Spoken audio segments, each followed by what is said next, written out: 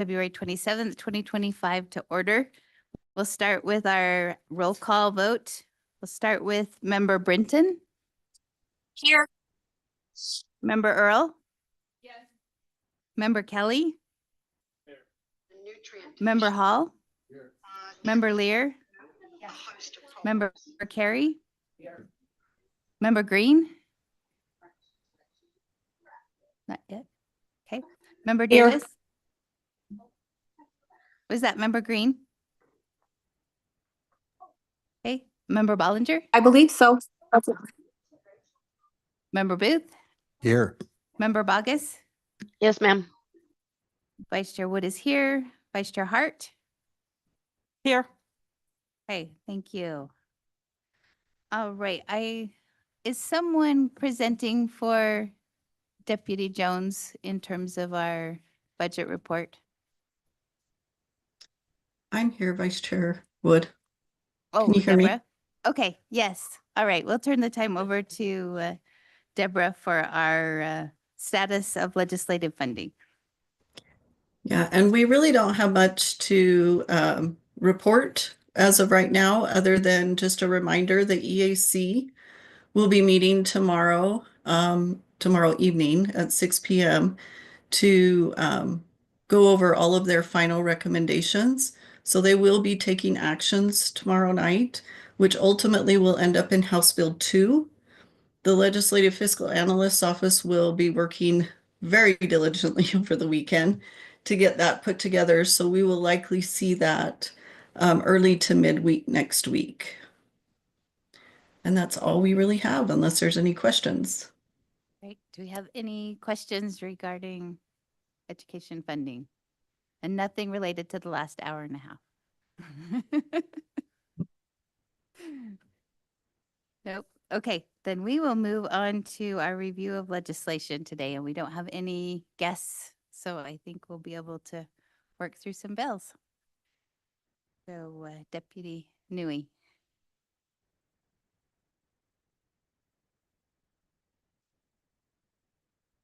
Okay, we can figure something out.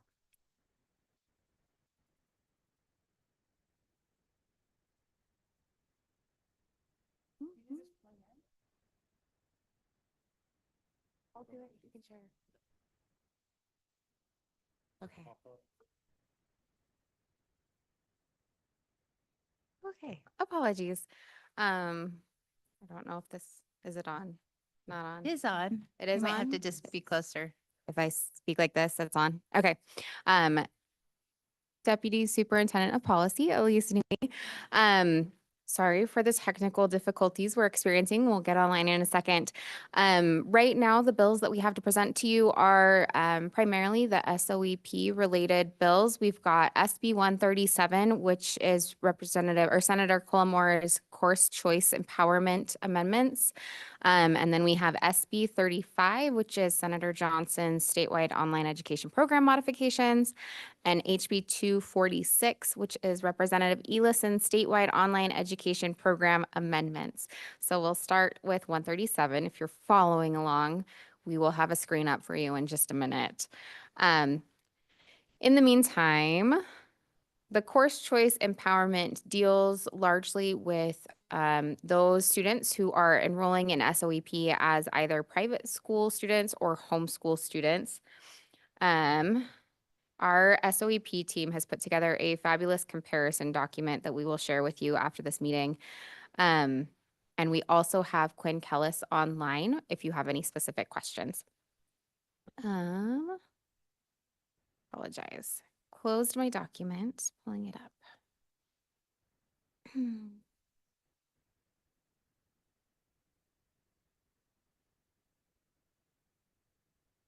Things are just going swimmingly today. Thank you for your patience.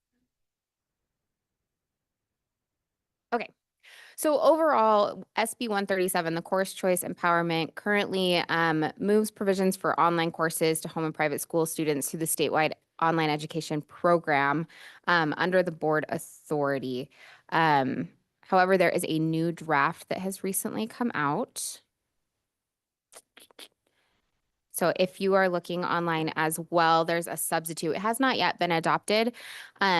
but I believe it will be adopted probably pretty soon. The interesting thing about this sub is in the first section, he's added a section called Neutrality and Integrity in Educational Software Procurement. And it's a lot about kind of the ethical and legal requirements for procurement, both at a USBE level and at an LEA level. So things like an educational entity shall maintain neutrality with respect to whether a for-profit or a nonprofit entity is providing the software. An educational entity may not express or imply preferences for specific software licensing models or software products. As staff in reviewing this language, we're not sure what the intent is here, but currently we read it as interpreting it fairly broadly, this educational entity. So meaning that a USBE board member could not express or imply preferences for specific software licensing models or products. So we're curious as to what that could mean and may follow up with the sponsor. Additionally, the other things in this section are already in law somewhere else. We've asked our procurement staff and they assure us they're in other sections of law, right? These are just kind of the general ethics and legal prohibitions that exist for procurement in government anyway. So not sure, but we will let you know if we know more about that section. Then the rest of it is just changes to the initial draft. So this, let's see, Quinn, are you online? And would you like to fill us in on changes on Collamore's bill?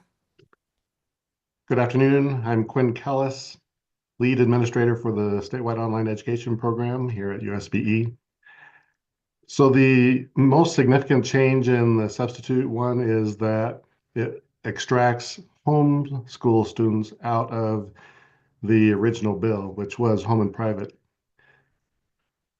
The SOEP program currently serves all students across the state, whether they're home, private, or traditional LEA students, public.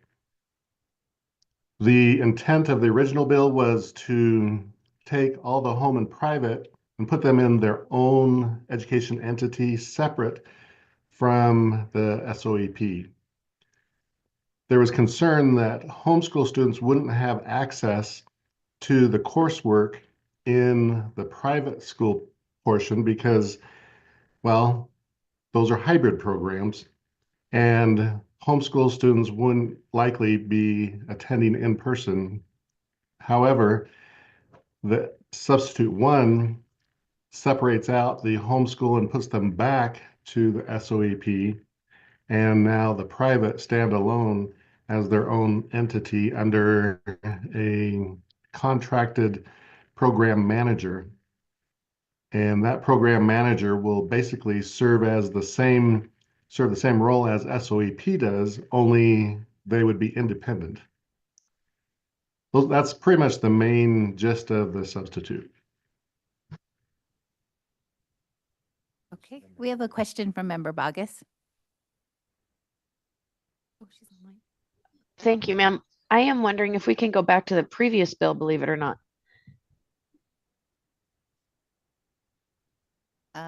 This is the first one we started with. Oh, so maybe I misheard. I apologize.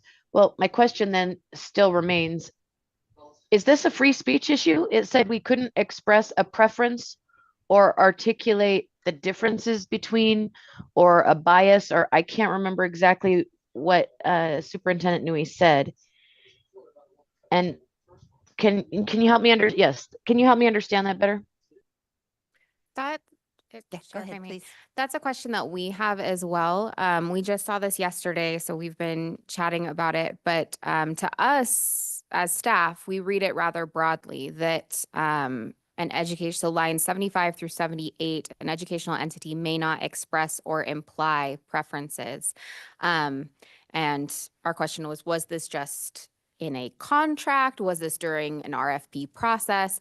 But there doesn't appear to be any parameters around this, so we are interpreting it broadly as of this moment. If that answers your question. Chair, if I may, Yes, please. I'm taking that as a yes. Yes. Okay. I might come back. Thanks. All right. Member Lear and Um, Davis. just a short comment to the point Member Bogus was making. And Elise, this seems pretty important because we want to know if we as the USBE can look for the most cost-effective provider, for instance, or program manager, or whatever, or I guess they're providers.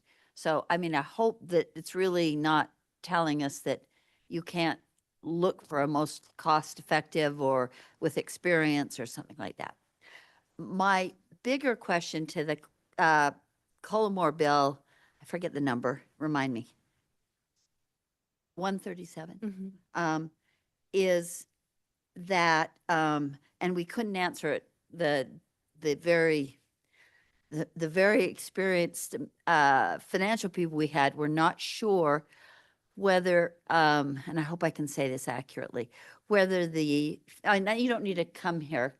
That's okay. You don't, maybe it's still an unknown. That's what I were just asking. If a UFA student could, well, let me put it in my own terms. It seems to me a UFA student should have to buy SOEP services from the USBE if that's who's providing them. But we were uncertain whether the UFA student would have access to those services or would have to purchase them with the student's voucher. Do you know the answer to that? Or might Quinn know? Quinn, maybe. Mr. Kellis?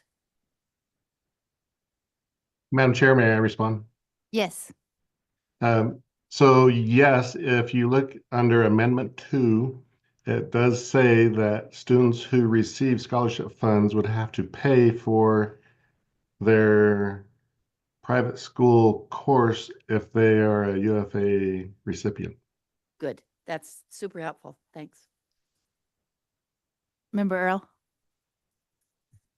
Yeah, two questions. So I guess I was trying to understand what was being asked just a minute ago. And an entity would have to be a program manager, not a manager, right?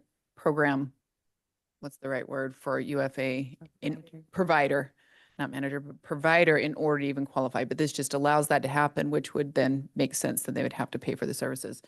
But the neutrality piece, I'm not sure I understood the question around that. Is it not just asking that you can't have a preference over nonprofit versus profit, or is there something more there that I'm missing?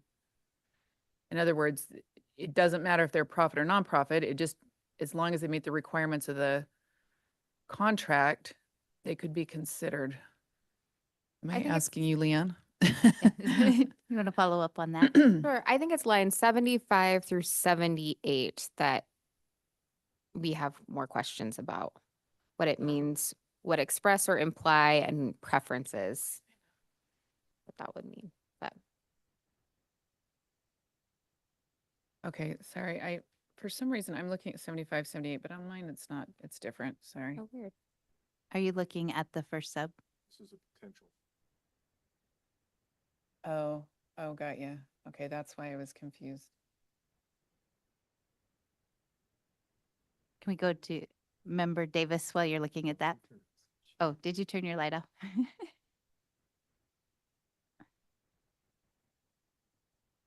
Okay. Did Okay. you have any follow-up, Member No. Earl? No? Okay. Okay, I think we can move on to SB 35. So SB 35 is from Senator Johnson. It is currently headed to the Senate Education Committee. It was sent there on the 21st and it hasn't appeared on an agenda yet. Just as to keep you posted. This bill establishes so this is for small school student access to courses. So this is just for schools with fewer than 1,000 students. So this wouldn't be all schools. This would be just if there's fewer than 1,000 students, and it would establish a prioritized funding distribution that evaluates and ranks schools based on the school's demonstrated inability to provide courses based on AP courses, IB courses, and concurrent enrollment. So it would look at things like insufficient student enrollment, geographic isolation, limited staff, and financial constraints, as well as the school's access to college and career readiness programming. As part of the requirements, the LEA would develop an annual assessment process, or I apologize, not the LEA. That would be us, the State Board of Education, would develop a process for identifying schools with the highest demonstrated need. So looking at all of these schools with small enrollment sizes based on this criteria that I just laid out, what the highest needs would be, and then reporting back on that. Part of this would also include a potential report to the Education Interim Committee that would include the list of schools that received the funding, and the basis from USBE on why they received the funding, as well as student participation and achievement data as the outcomes. Quinn, is there anything I missed? Director Callis. There's nothing that you have missed. It's just as a clarification on the process, the data that they're asking that we use for prioritizing small schools is not data that we collect. This is data that now would change our process in funding small schools, and we would have to accept applications where they would submit all the data points that Elise just named. Can I ask a question? Does SOEP money go? How does the money flow through, I guess, for SOEP? Because I thought it's a state-run program. So what are we prioritizing in terms of who gets money? Madam Chair, may I respond? Yes, please. So there is an allocation from the legislature for small schools to receive some monies for participation for any of their students who participate in the SOEP. So in the past, it was very minimal, like $68,000 per year. And that allowed for one student from each school to be funded for the small school funding. There was a one-time allocation a couple of years ago that has not been provided since then. The amount is still minimal, so we get around $80,000 now for all of the small schools. And so this would prioritize who has access to those very minimal funds. Thank you for that clarification. Okay. Any questions online? No? All right. Okay. So there's no more questions on that one. And then we'll move to HB 246. This is the statewide online education program amendments. As an update, this bill is currently in its first reading in the Senate as of yesterday afternoon. So it's been through the House already. And it is in the Senate Rules Committee. Quinn, could I ask you to present this one for me? We will talk about this one. Yes, with the Thank you, chair's sir. permission, may I present? Sorry. Yes, Quinn, please. Okay, thank you. So we have worked with Representative Elison on this bill over the past year. This is somewhat of a part two of Representative Dan Johnson's bill from last year. The original intent was to increase the quality and rigor of online courses, to raise the bar for the classes that students are taking. This was based on some feedback that Representative Elison had received from superintendents, from principals, and from teachers, and from counselors who were a little bit frustrated with the experience the students were having.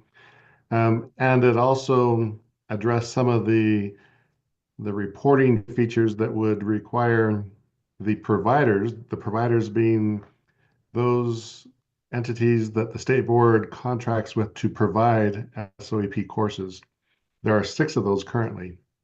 So after some discussion through the process of the House committee, and after a large portion of the bill was cut, and that was most of the accountability components to raise the rigor. What remained was some reporting on student performance and the student information system, or the registration system that we use.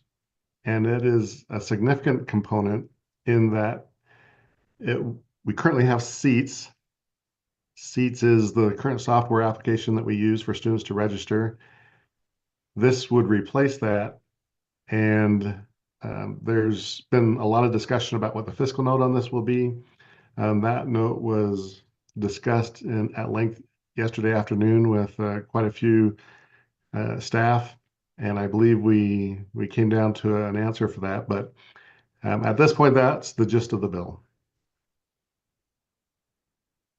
Okay, thank you. All right,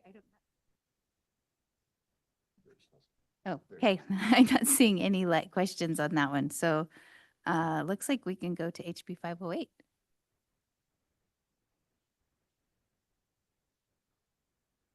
And I think we're turning some time over to Greg. Is that correct? Or you?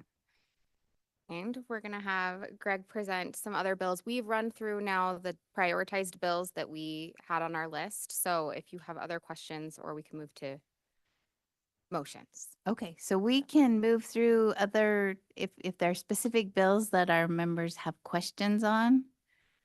Otherwise, we can have him continue through the list of, we just have a list of bills that we haven't discussed, or we can move to action if there was specific action. But we just work through the list. Okay, Member Davis. Just because I haven't pulled my own computer out and I haven't seen on this, did our fiscal note get in this for the 800 plus per year for the next 5 years?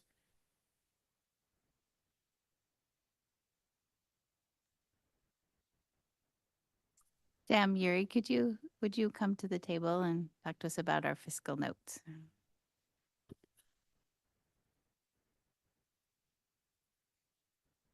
Sam Yuri, School Finance Director. Yes, that's correct. That's what we submitted, was an Thank you. ongoing cost of 828,000 per year.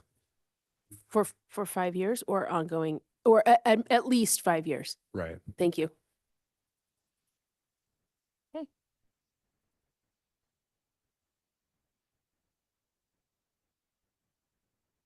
We have a very quiet bunch.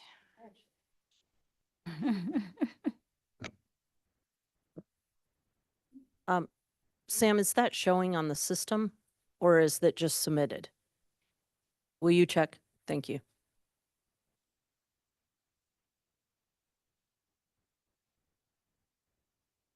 Yes. Yeah. What might be helpful is we've got a couple of committees coming up. So we've got Senate Ed today, right? Or Tomorrow tomorrow. morning. And then House Ed tomorrow afternoon. Yes. Would you pull up what is on the bills that are on both those agendas so that members could ask any questions that they have?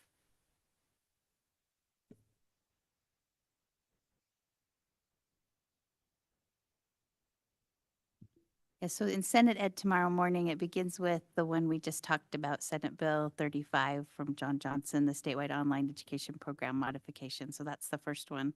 The second one is HB 77 sub 1, the flag display amendments. So Greg, do you want to speak to that? On flag display? Yes, the sub 1.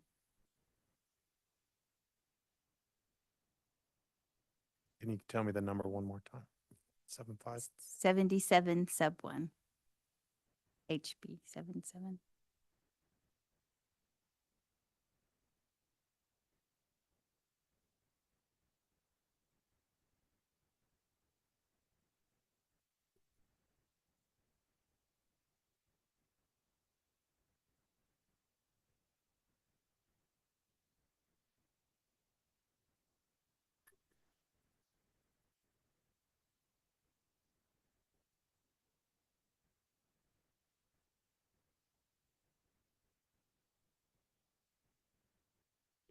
So basically, this bill is talking about what can and cannot be flown on a government building.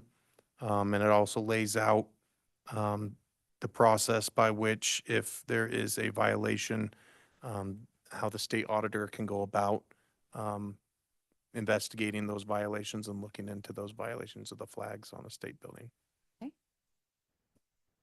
Good. No questions. All right, let's move to the next item on that agenda.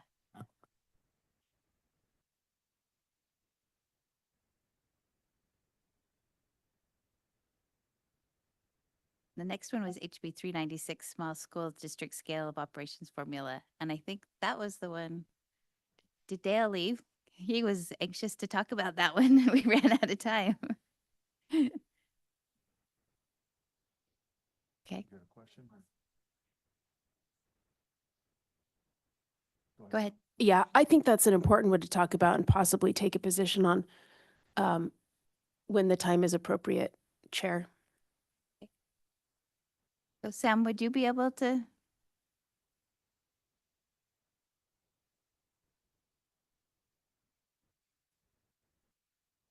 So we do have the presentation that was given in public ed appropriations earlier in the session, in the backups to the study session.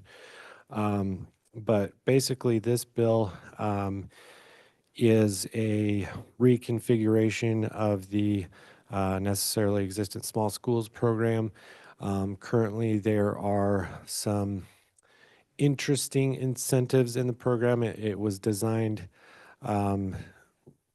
we can't recreate some of the curves that are in there. Some of it was designed back in the 70s and 60s, and so there was a study commissioned by the legislature that was done. Dr. Rodriguez was participated in that study, myself and Del Frost as well, and we were able to kind of come up with some ideas for a small school district scale of operations formula. The rural districts themselves gave a lot of input into that as well, and a real collaborative process that made some recommendations for kind of an easier to measure way of what is rural, what districts that are very small and rural need to operate. And so it's a new formula that is simplified, easier to understand, can actually be recreated by a human being that's alive. And it does have an additional cost of about $16.3 million ongoing compared to the existing NES program. It was recommended for funding, even noting that additional ongoing cost by public ed appropriations. And happy to answer any questions. If we want to go more into it, we can pull up that presentation as well. But Do you have? Yeah, it will do. We'll start action in a little bit. So, okay, you are first. Okay. I've been told that Dale's online. Do you have anything you wanted to add to that?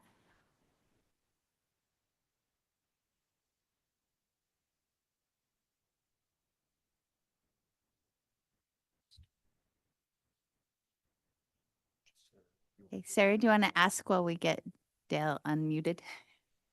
Thanks. Thanks, Chair. Or member real, sorry. No, you're fine. I'm more broadly thinking on the big picture, a lot of these with this bill, and then in addition to like the levy bill and a lot of the different ways we're changing the property taxes, if we've done any sort of analysis of how this will impact a lot of our schools with all of them combined together, if there's like going to be, when you put all of them side by side and you look at a lot of these different funding bills and a lot of these different levy and things that are, I mean, in all honesty, are very confusing to me, but it feels like there's going to be a greater impact when they're put side by side. So I don't know if we've done any sort of looking at if all of these do go through, what are the fiscal impacts, and is there going to be a need for more funding, or are we going to see more LEA funding at the local level that they're going to be able to be more flexible with? And the impact to the rural districts too, to me, seems like it's going to be taking a big hit with a lot of these.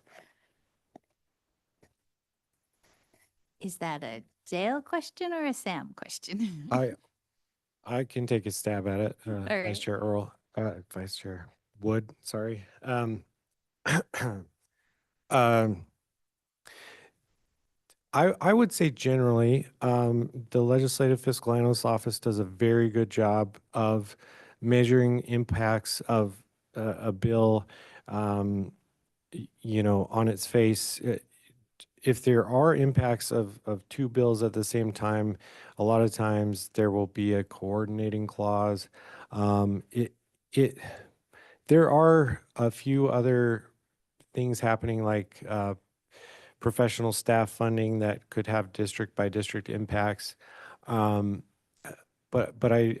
I'm not thinking of an example in this current session where there's a bill over here and a bill over here, and they're jointly making an impact that we have not identified. I think that's a great line of thinking, but I think on the whole, it's you know, there are LEA by LEA impacts to certain programs, to certain things like that. We obviously can't measure that impact in detail for all 156 LEAs until we do that after the legislative session ends, and we have, like Deborah mentioned earlier, you know, midweek we'll have the HB2, we'll have the EAC recommendations, and we can kind of begin that process. So I guess we do that when the session is done. Prior to that, I think we jointly, you know, ourselves, the Governor's Office of Planning and Budget watches things closely, and the Legislative Fiscal Analyst Office. I'm not aware of any, you know, joint impacts or coordinating impacts that we're not identifying at this time. So. Chair, this is Dale. I'm unmuted now too. I can. Okay, speak if you'd please like. go ahead. Thank you. I apologize. I had to run home to quickly prepare something so that LEAs get paid tomorrow. Yeah, the trains must run on time still. They will appreciate that. Yeah. So I agree with everything that Director Uri said. I will add a couple things. One is this bill here, 396, doesn't really impact property taxes, basic school program. And as I was explaining, the basic levy does go to offset that. So if they're getting more money, they'll get more from the state and those sort of things, but it doesn't directly impact property taxes. I would say of the bills that we presented, we've identified the potential impacts, but there are tax bills out there, and it's very difficult to game theory out, well, what if this passes and this passes, all of those pieces together. There are times quite often that we have to defer to the tax commission, because even though we have Nestor, it's, they have a whole group of economists and analysts over there that do tax policy. We can do and put together whatever is needed, but I just wanted to point out a couple of those pieces. And then I have a couple thoughts on 396, but I'll leave it there if that answers the question. Did that answer your question, Member Real? Okay. Would you like to speak to 396 before we move on? Yeah, just two very quick things. In addition to what Director Uri said, the other piece that wasn't discussed that I think is very important is that it moves. So this new formula on the school-based side moves from comparing school size to grade band size. That's important so that, let's say you have a 6 through 8 middle school and a 9 through 12 high school, and you want to, consolidate those to be more efficient. Right now, you lose money under NES to do that. This would provide where there's no disincentive to consolidate because you'd have the same grade bands. And I could talk, about a lot of weird situations that's happened over the last 6 years. And the NEST formula, although it's really, this is my opinion, it's very important for these rural school districts. This whole collection of formulas, A, folks don't understand it, and B, it puts small school districts in difficult places. And so this, I think, helps to move the formula forward. It has a lot of I've run a lot of analysis on that. I've done most of the work on actually crunching the numbers. And I do hope that it will help folks to better project kind of what their funding can be and better plan going forward. Those are the 2 points I wanted to make. Thank you. Great, thank you. I was wondering if Lexi Cunningham would you be willing? I've heard you that JLC spoke to this a lot, and I think it would be great for us to hear, because this impacts our big districts when we isolate small districts, but that you do support that our JLC does support this. Yes, thank you, Vice Chair. I'm sorry I won't be able to be as technical as your folks will, but this has been something that we have been working on since last year. This was a bill request last year. It started the legislative session. It didn't go through the legislative session. So after that, USSA and USBE formed a working group made up of superintendents and business administrators and started working on this bill, HB 396. Originally, the members of the working group met with Representative Peterson, Senator Milner, Ben Leishman. They tried to learn, what is the concern of the legislature? What do we need to work on? And then from then on, our NEST working group worked throughout the spring, the summer, and the fall, answering the questions, putting together a plan, updating people all along the way. We felt that last year we didn't do enough updating of our own superintendents, board members, and business administrators. So we gave monthly updates to all of those groups. We've talked about it. We have presented numerous times. And so we are to a point now where we do support the bill.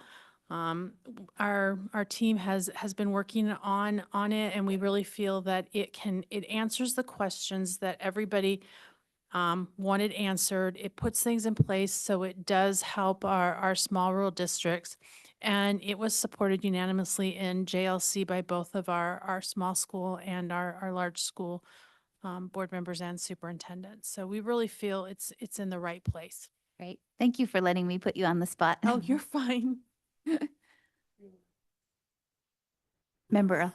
Yes, I've just reached out to some of my rural schools and they do feel like not only they've been part of the process and have been appreciative of the way that people have been brought in, but they're comfortable with where it lands. So just in general, and if we remember from last year, first of all, this is important, this gets passed. We ended up providing funding to help supplement some of the lack of funds in a number of areas for our rural schools that were impacted because the funding did not continue. So just a reminder last year about that. So it is important this kind of gets through the process and however we can help would be good. Okay, thank you. And thank you for that remembering from last year. Member Lair. I have one question about two different bills.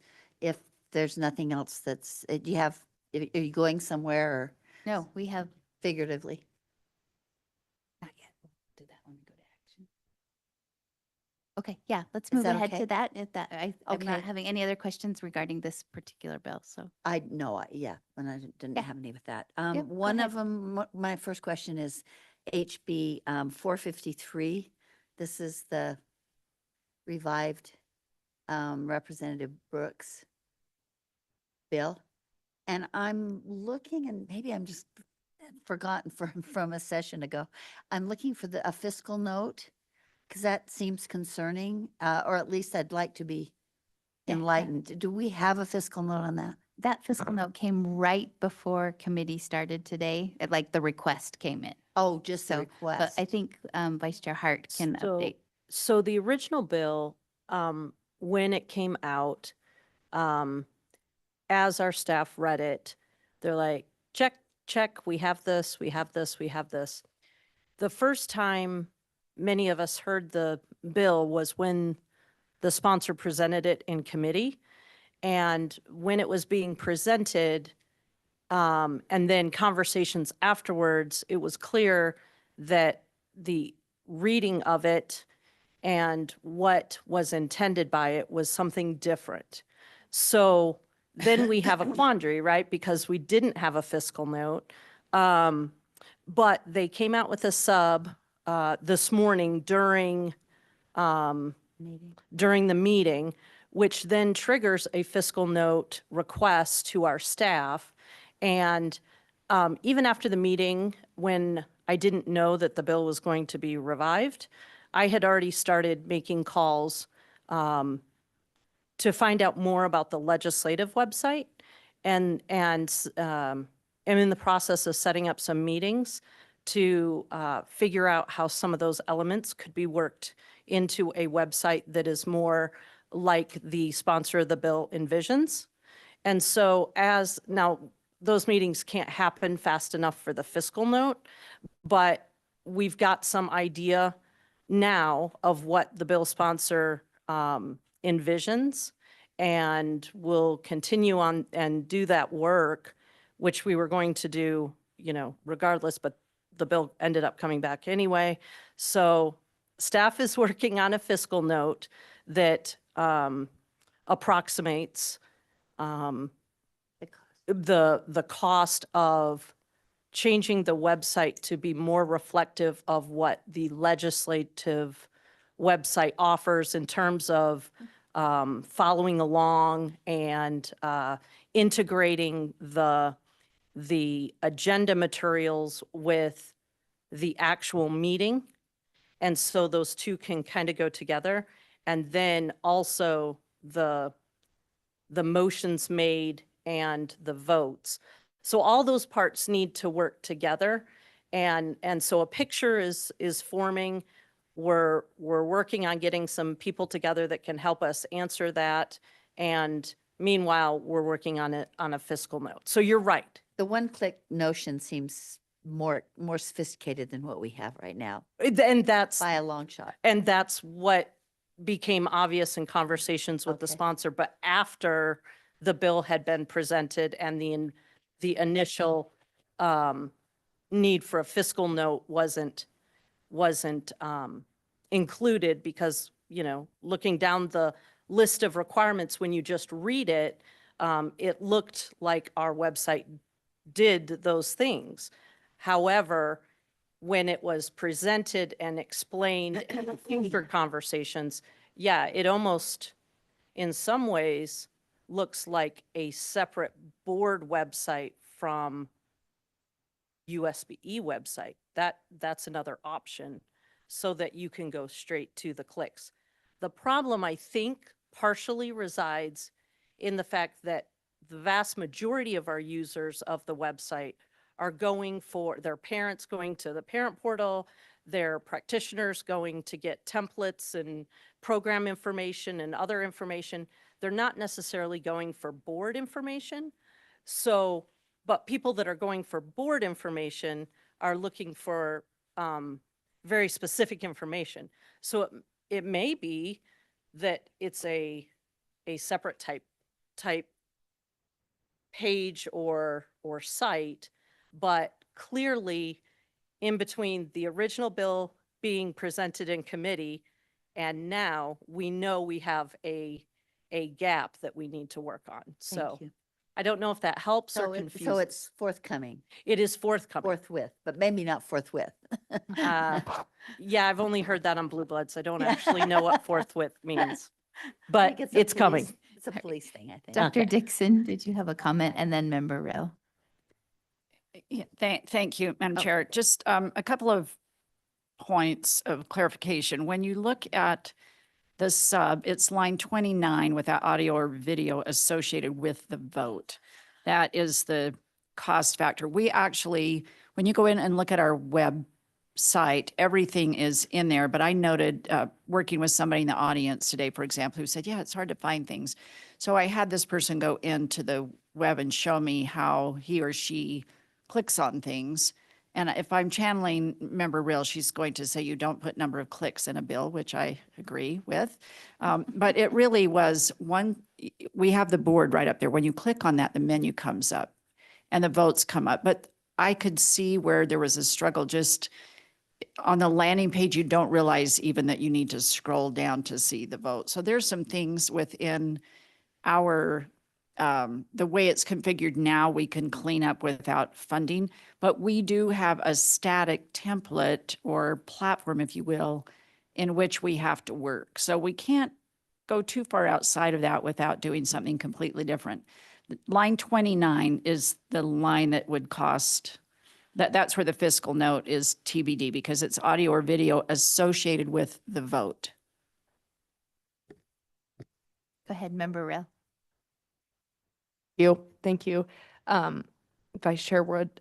Yes, I agree with the clicks, but to me, I think all of you, I forwarded all of you the email that I wrote to Representative Brooks about this bill. And honestly, I think it is compiled frustration that I have at this point at the way that I feel, although we are a separate governing body, we are being consistently having powers taken away through bills. We are consistently having, being told how to run our board, and it is a compiled frustration for me. And this bill was just like the icing on the cake that made me really grumpy. I love le.utah.edu or .gov. I love this website. There is a reason why it has won a lot of awards. It is a very good website. I can, in real time, as I'm watching the floor, I can click on it, see where the status is, click over to a voting board, click over to the live video, follow along, go back to timestamps.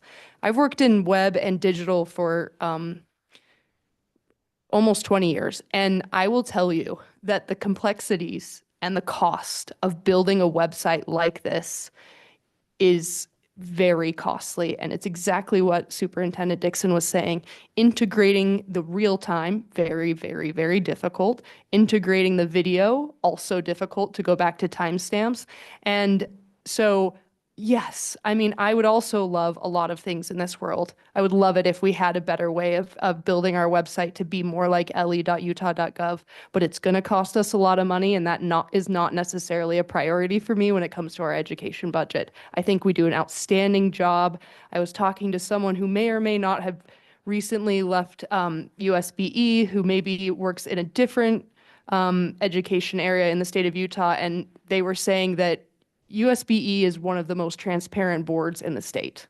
And I'm really proud of that. Is it perfect? No. Is it maybe not Web 9000?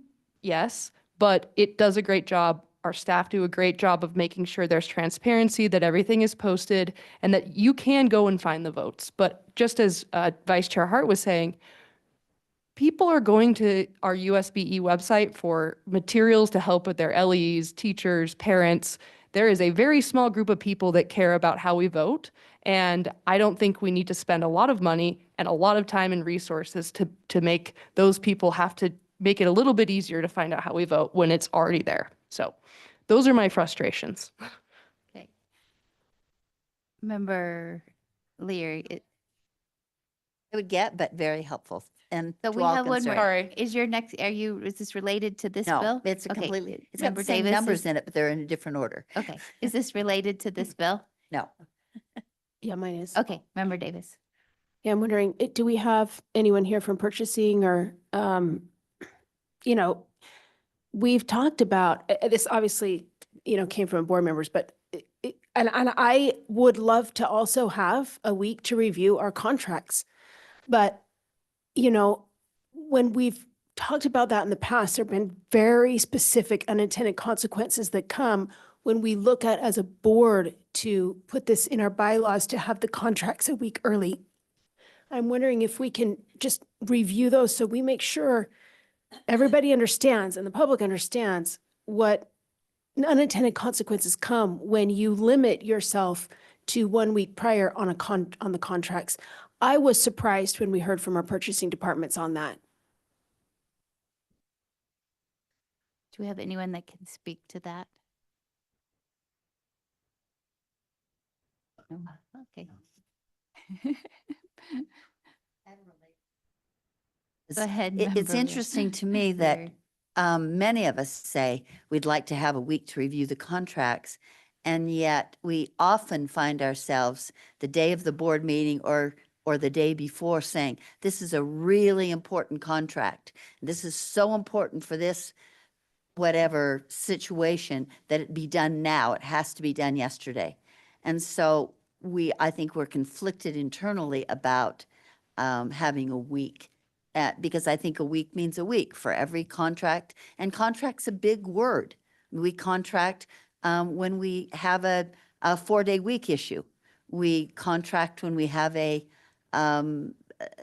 sometimes a day and hour issue for other LEAs. So I think that we need to be careful and thoughtful what we want, and then be willing to stick with it and not say, Well- oh, but this really needs to happen yesterday. Well, and this is in general reference to lines 30 and 31 from the code, where it says that that the contract will be delivered at least 5 days before the date of the meeting. So Right. that's where he's putting that in there. Kelsey, did you have a comment to this? And then Member Earl. Thank you. Kelsey James, Board Communications Coordinator. Thank you for pointing out those lines, Vice Chair Wood. I just wanted to make it aware in the original version of the bill, it did say 7 days, and in the substitute, it does say 5 days. Currently, along our civic clerk due date backup deadlines, contracts are due to be in the board portal version of civic clerk the Friday before board meeting, which would be 6 days by my estimation. There have been times to where, because it's an urgent issue or it's very time sensitive, where staff has sought permission from board leadership to add a contract after that time. So maybe not the full 5 days. And I won't speak to the importance of having that flexibility because I'm not in purchasing, but I just wanted to maybe put out there that by and large, we do have those contracts in for board review 6 days prior to the board meeting. Thank you. Appreciate that. Yeah, can we go to Member Earl and then? Okay.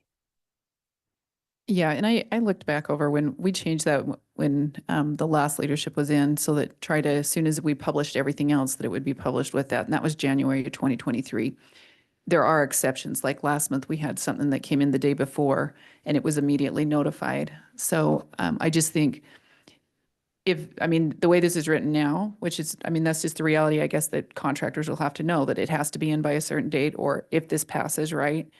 Because from my understanding, the way it's written right now, that if it comes in after those 5 days, it probably would not be able to be considered till the next month, which is 30 days out. So at least that would be my understanding, because it doesn't allow for that element of flexibility here. But then again, I guess that you could argue that the contracts themselves, that there needs to be some accountability there too. I guess you could argue on both sides. It is Are we- concerning that it does impact the flexibility of us to do our work. Understood. Yep. So thank you. Member Um, Davis, you want to follow Okay. up? That's good. We're ready to move to another topic.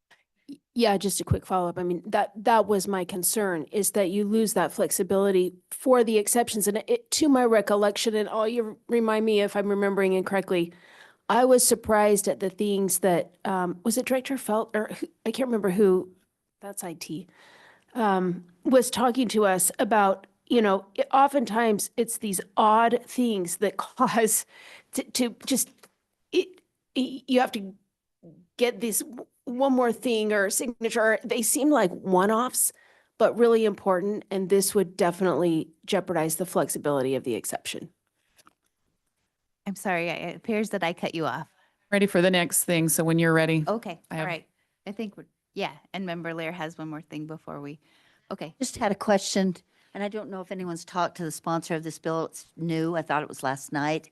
HB 535, Representative Peterson.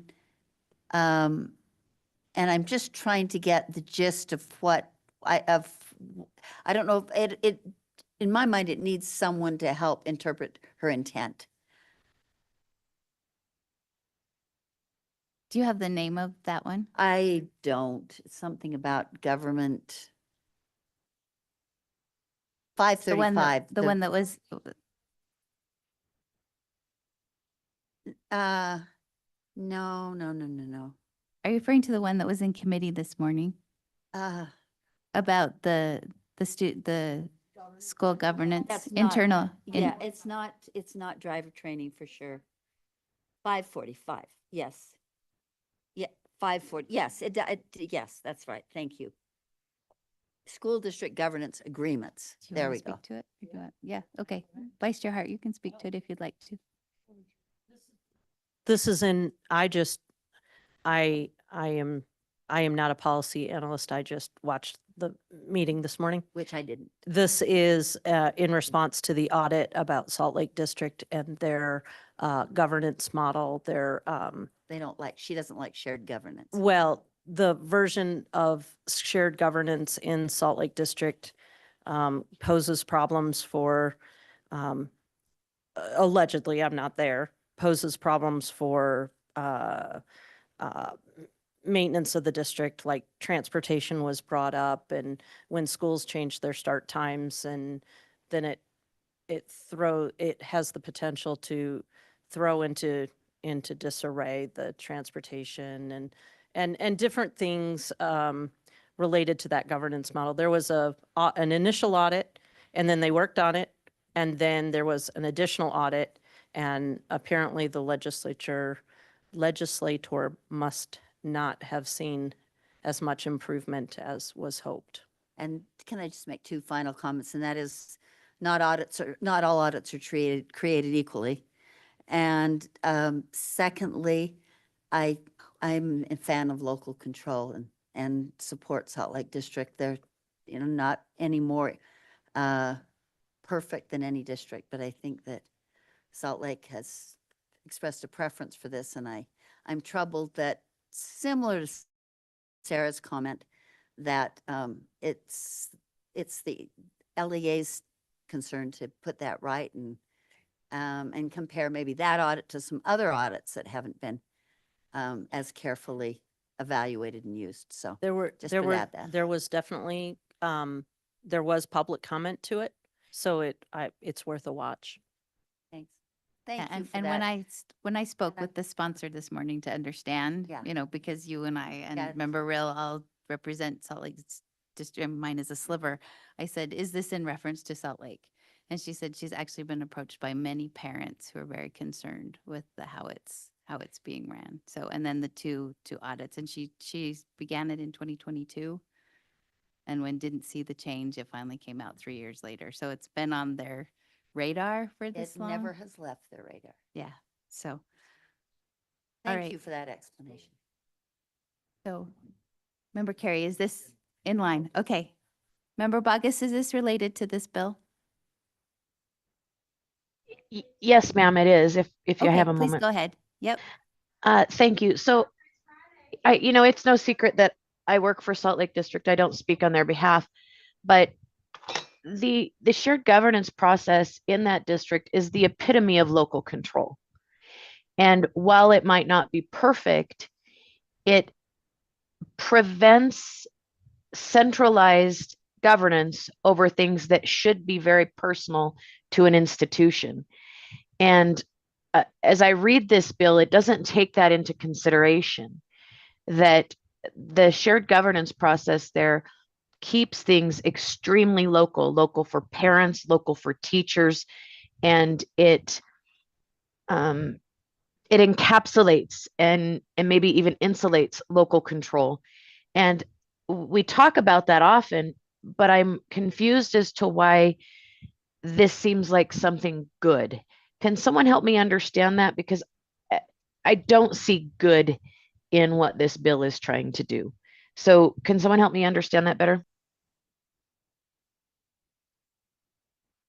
Greg, do you have, or sorry. Ben Rasmussen online, pretty sure he's online, and he would be able to answer that question. Okay. Okay, he is not online at this time, so, okay. All right, so we may have to do further work on that, Member Bogus.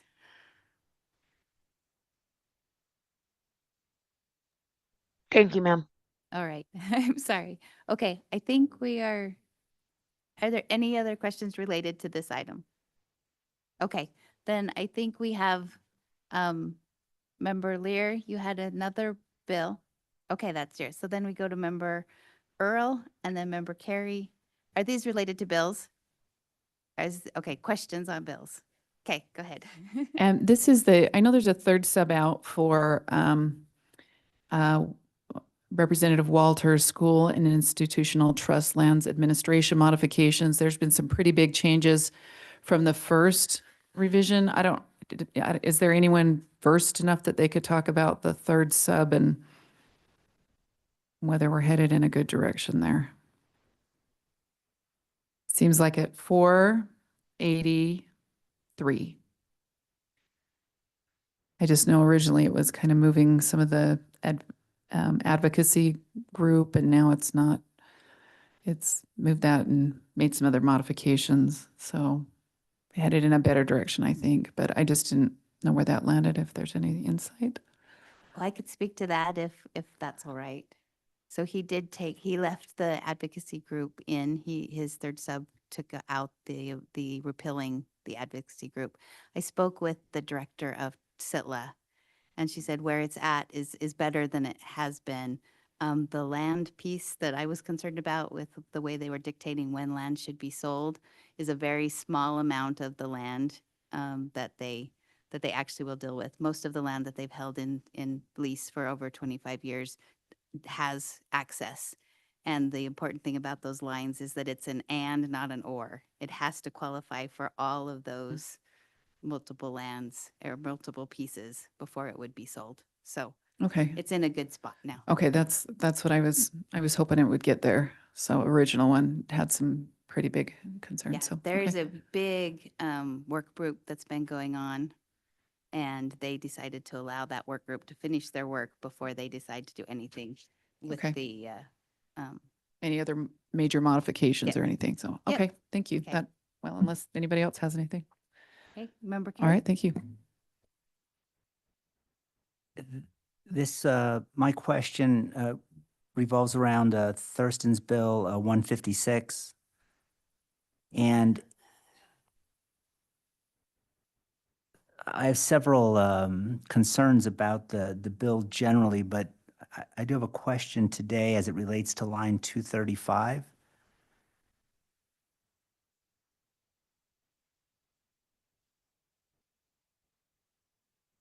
And in particular, my understanding is that, as it says here, begin on line 233, when providing advice to an LEA or other entities, the state superintendent's advice may not, and then line 235 says, relate to a question of law.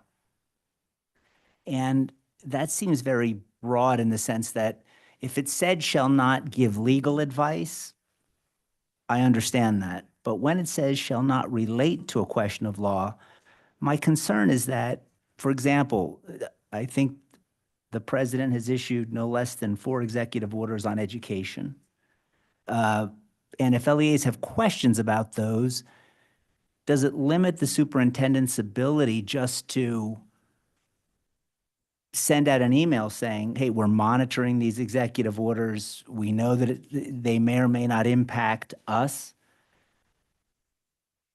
But to me, that would relate to a question of law, which would proscribe or prevent the superintendent from commenting. Can you help clarify, is my interpretation overly broad? Is it accurate? Is it even understandable? One of the three. Can you speak to that? Yeah, Greg Cannell, policy analyst. I believe that sounds, I wouldn't say you're inaccurate. I mean, that's pretty broadly written. And when it's written broadly, that does tend to tie our hands pretty well. So, Vice Chair, is there Ben Rasmussen or the AAG online? Oh, or Ash, or someone present in the room. Ashley, thank you. AG, would you be willing to speak to that? Can you repeat your question? Yeah, so, and I apologize, because generally on the legal stuff, I try to give more notice, but this just came up in a conversation today. Line 235 of 156 appears to me to have very broad prescriptive language in it, in that it says that the superintendent, when an LEA reaches out or the superintendent wants to give advice to an LEA, 235 says the superintendent's advice cannot relate to a question of law. And I'd be much more comfortable saying the superintendent shall not issue legal advice. But to say it shall not relate to a question of law, all the executive orders that are coming out, or all these bills that are going to be passed impacting education, if the superintendent just wants to come out with a neutral statement, not for, against, but just a neutral statement, in a way that statement would relate to a matter of law, which under this language, the superintendent would be prohibited from issuing or sending that email. That's the way I'm reading this. My question is my interpretation of this language reasonable? Yes, I would agree with your interpretation. I definitely think there's room maybe for that language to be tightened up. It's standard practice that as the board, right? Like even Michelle and I as the AAGs, we don't give legal advice to the LEAs because they frequently have their own counsel and things like that. And we say, we're not your attorneys. We ask that you talk to your own legal counsel. We don't give legal advice. So that's kind of standard, right? Like that differentiation that you're noting there is legal advice is different than anything that relates to a question of law. And I do think that language could probably be tightened up to indicate that. Okay. Thank you very much. No Thank problem. you. Dr. Dixon, did you want to speak to this? Just briefly, I can think of, I hadn't read it that way, but I appreciate you bringing it up because I can think of several times where I have consulted with our AAGs or had to put something out to the field because we have been asked a lot. And it would not be giving legal advice, but just interpretation of what federal policy came out. And then I was also thinking of after the session, we call it the road tour of the session, what has been done to us, for us, with us. And while we're not really out giving advice, we are interpreting law in essence. The book that we put together online, but we developed the book of all the bills. And that in essence is sort of summarizing and trying to make sense of law. So I can see how if somebody didn't like us doing that, then they could bring that up. So I appreciate that. And I'm sure that's something that Representative Thurston would be open to with an amendment. Because you're not replacing the notion of what he's trying to get at. It's just the language, and words matter. Right. Thank you. Did you have a follow-up? Yeah, and I think the superintendent really said it, which is I just want to make sure that the language, because I see the value in that, and to unintentionally remove that, I think would be detrimental. Thank you. Member Lair. 2 points just to add again, to pile on maybe. Anytime, because our administrative rules are the law, anytime someone speaks to the administrative rule, you're essentially talking about law. And that relates to the law. So I think that's another point. Secondly, we often use the superintendent to mean collectively her staff. So that would also, if the wording remained this way, it would preclude staff members from clarifying board rules or discussing what, and board rules are my greatest concern because they are the law. And I think that I don't know if that's what is intended, but that would be really tie our hands as to helping LEAs, providing training for LEAs and insight. Thank you. All right, I'm not seeing any lights. We are now at 1:15, which was on our agenda is to move to action. And I think Member Davis had a motion that she wanted to put forward.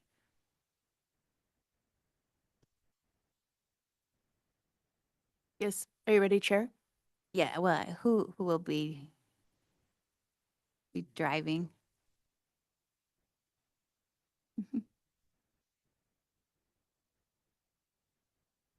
just need someone who will follow up with our motions.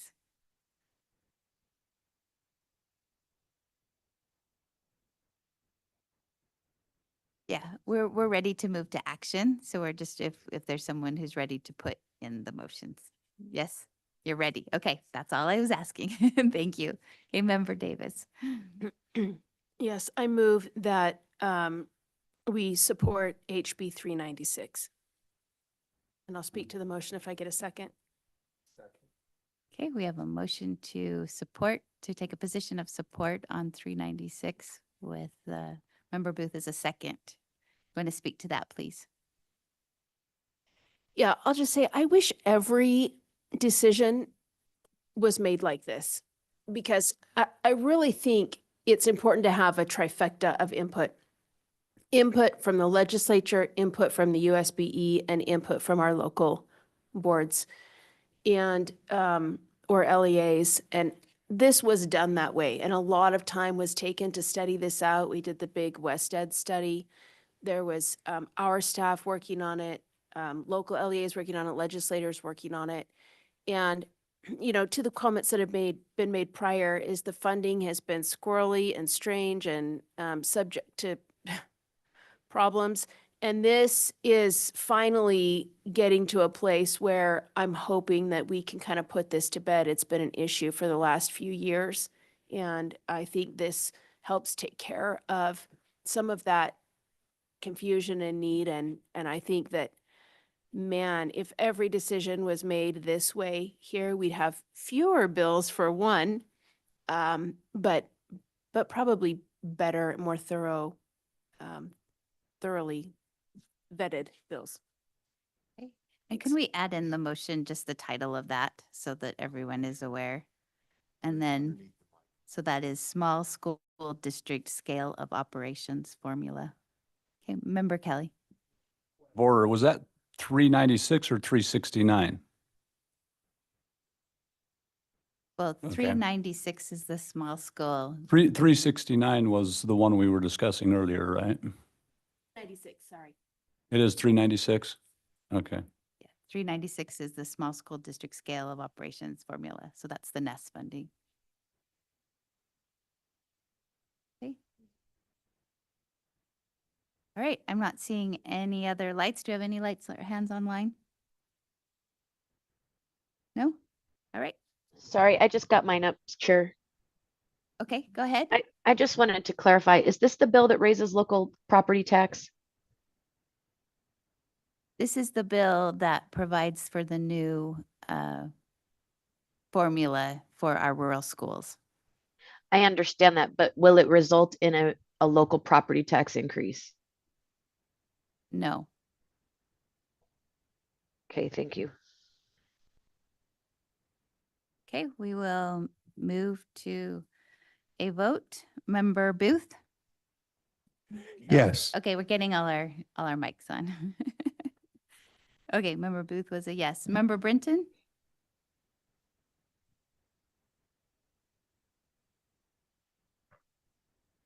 Yes, sorry, couldn't find the mute button. You are a yes? Yes. Member Davis? Yes. Member Earl? Yes. Member Green? Yes. Member Hall? Yes. Vice Chair Hart? Yes. Chair Hymas? Yes. Member Kelly? Yes. Member Carey? Can you come back? Thank you. Member Lear? Yes. Member Real? Yes. I'm a yes. Member Bogus? Yes. Member Bollinger? Member Carey?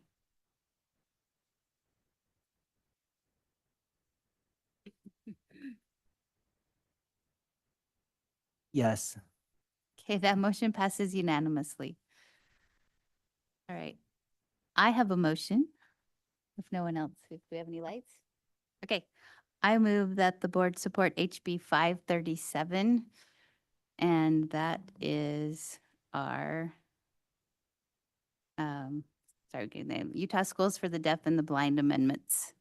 I've had lots of calls about this one and, oh, I need a second. Second, thank you. People are worried that we that some power is being taken away from us, or that the School for the Deaf and Blind had some issues. And this is really just helping us move forward in what we've already determined as a board was necessary. That we are going to have our standing committee that's going to work towards improved governance, looking at funding mechanisms, and also moving the finance department operations under us, just so that there's a clear pathway of understanding what's going on. And so I think it's just important for us as a board to speak to this, that yes, this is, we're all in this together, and that we support that. So any comments to that? Okay, then we will move to a vote. Vice Chair Hart. Oh, did you want to speak to it? No? Okay. Vice Chair Hart? Yes. Member Hymas? Yes. Sorry. I know, I'm just pushing buttons here. Oh, yeah. Okay, let's keep going. Okay. Member Kelly? Yes. Member Carey? Yes. Member Lear? Yes. Member Real? Yes. I'm a yes. Member Bogus? I'm not going to abstain. Thank you. Okay. Member Bollinger? Yes. Member Booth? Yes. Member Brinton? Yes. Member Davis? Yes. Member Earl? Yes. Member Green? Yes. Member Hall? Yes. That passes 14 yeses, 1 abstention. Yes. Vice Chair Hart? Yes, I just wanted to make a point of, is that a thing? Point of information? Mhm. I am forwarding you, we had asked Representative Thurston for a constitutional analysis, and literally at 1:20, he forwarded that to me. So I will be forwarding it. It will be in your email. Yes, yes. Okay. Oh, Member Earl? Hey, we've asked, we had a variety of things that we were discussing over the last year. One of those was that came about into a bill with Senate Bill 39, which is the education testing amendment. And which just shifts, it takes out the Aspire Plus and shifts the other testing to the 10th grade that we have in 7th, 8th, 9th. I would like to make a motion that we support Senate Bill 39, which is education testing amendment. Is there a second to that?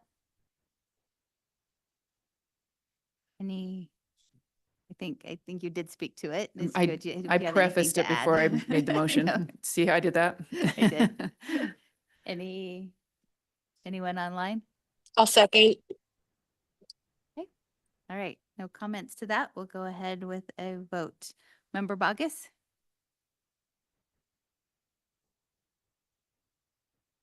Member Bollinger? Yes. Member Booth? Yes. Member Brinton? Yes. Member Davis? Yes. Member Earl? Yes. Member Green? Yes. Member Hall? Yes. Vice Chair Hart? Yes. Chair Hymas? Yes. Member Kelly? Yes. Member Carey? Yes. Member Lear? Yes. Member Real? Yep. Yes. I am a yes. Member Bogus? Yes. Unanimously. Any other?